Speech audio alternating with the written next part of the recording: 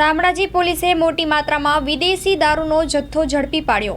આગામી 31 ડિસેમ્બરને અનુલક્ષીને વિદેશી દારૂની હેરાફેરી અટકાવવા શામળાજી પોલીસનું સઘન ચેકિંગ હાથ ધરવામાં આવ્યું છે। શામળાજી પોલીસે ₹32.52 લાખના દારૂના જથ્થા સાથે એક આરોપીને દબોચ્યો છે।